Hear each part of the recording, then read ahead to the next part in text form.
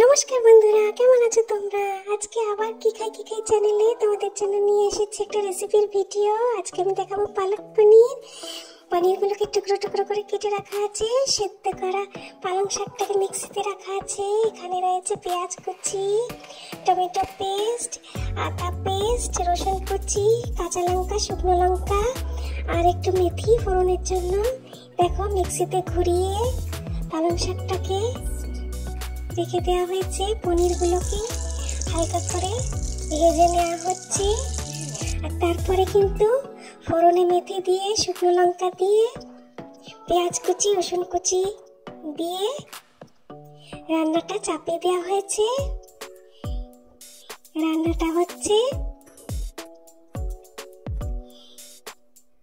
এরপরে এর মধ্যে দিয়ে দিতে হবে আদা পেস্টটা।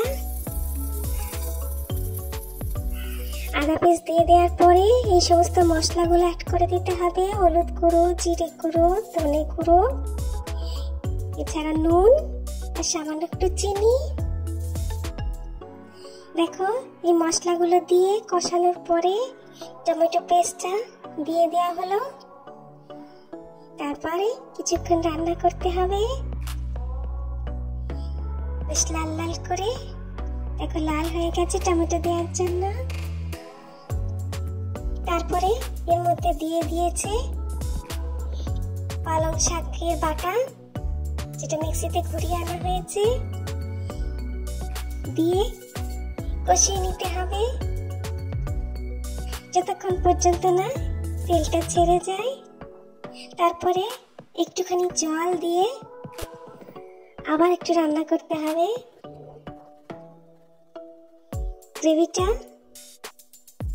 বেশ সবুজ রঙের দেখতে হচ্ছে, কি সুন্দর সবুজ। আমার খুব ভালো লাগে কিন্তু পালক পনিরের এমন সবুজ গ্রেভি। আমি পনির খেতে খুব একটা ভালো না বাসলেও পালক পনিরটা কিন্তু আমার বেশ ভালো লাগে। এই কালার কম্বিনেশন বলো বা গন্ধ বলো, সবকিছু মিলিয়ে দেখো পনিরের টুকরোগুলো এর মধ্যে দিয়ে দেওয়া হয়েছে।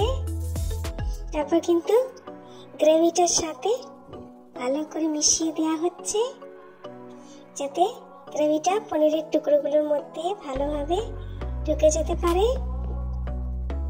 এরপরে একটু কসুরি মেথিকে ক্রাশ করে এর মধ্যে দিয়ে দেওয়া হচ্ছে। কিছু কিছু রান্নায় কিন্তু কসুরি মেথি সত্যি খুব ভালো লাগে, খুব দারুণ গন্ধ হয়।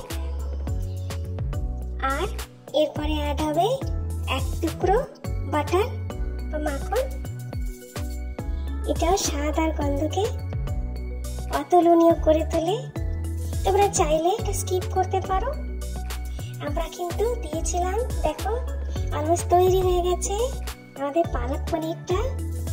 অত্যন্ত লোভনীয় দেখতে হয়েছে, কিন্তু রুটি পরোটার সাথে খেতে সব থেকে ভালো লাগে এটা। তোমরা ভাত, ফ্রাইড রাইস যা কিছুর সাথে খেতে পারো। দেখো তৈরি হয়ে গেছে আমাদের পালক পনির। আমার ভিডিওটা ভালো লাগলে একটা লাইক করে দিও আর প্লিজ সাবস্ক্রাইব করে সঙ্গে থেকো।